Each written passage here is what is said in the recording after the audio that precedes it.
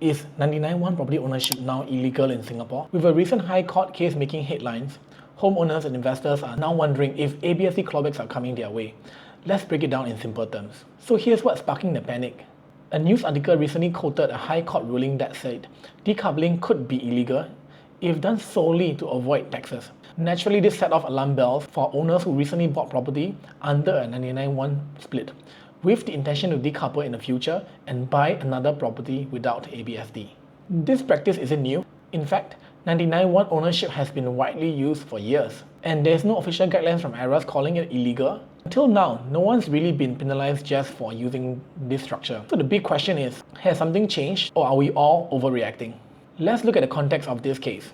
This wasn't about a couple decoupling to buy another property. It was about an unmarried couple who broke up and they were fighting over how to divide their 99.1 home. The woman legally owned 99%, while the man claimed he owned at least half of the home. The news article didn't even focus on who get what. What caught everyone's attention was the judge's comment that such ownership structure could potentially be used for tax evasion, and that's what's making the headlines. So here's the key point. The judge said could be illegal if done solely to avoid taxes. He further elaborated by mentioning if one sold away the shares and yet retained beneficial ownership of the paper and buy another property, this could be the case of tax avoidance and could be illegal. Now, why did the judge even mention tax avoidance in this case? Most likely because one party in dispute, likely the man, argued that 99.1 was done to avoid paying ABSD in their future property purchase. This kind of statement, openly admitting tax avoidance, likely triggered the judge to warn, we will scrutinize such cases and it could be illegal. But let's be clear, this doesn't mean all 99.1 ownership is now illegal. In fact, IRAS didn't comment on the ruling. They simply said it depends on the specifics of each case. In the past, IRAS has only clamped down on blatant abuses, such as when one party buys solo and then sells 1% to a party B to likely increase the loan usage and also CPF usage. So such blatant abuses are very obvious to IRAS because when party A buy under one name, he is totally avoiding ABSD, but whereas party B could already own a second property, and such attempt is a clear avoidance of ABSD, and it was clamped down by IRAS last year, where IRAS clawed back the ABSD tax avoided by these individuals.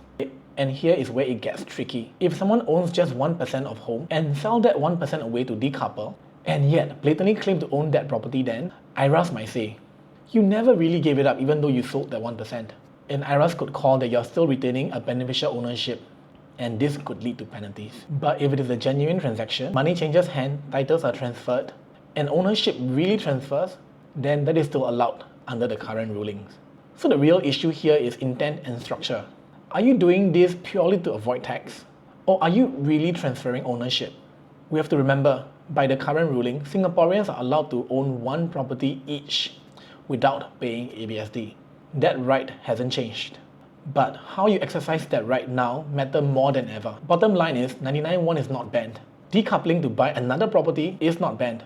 But sloppy structuring and execution, that's what could get you in trouble. So if you're planning to decouple, do it right with proper legal, tax and financial advice. I have helped plenty of clients restructure their property portfolio, all planned properly with lawyers and bankers, with no surprise coffee chats from IRAS. If you're thinking of decoupling or planning your next move, just reach out. I'll walk you through what is safe, legal, and works best for your situation. The rules are not black and white, but with the right guidance, you won't have to second guess your next move. Thanks for watching, and if you found it useful, give it a like and share with someone who is planning their next property move. Do subscribe to the channel, and I'm Dan, here to help you invest smarter, not harder. See you in the next one.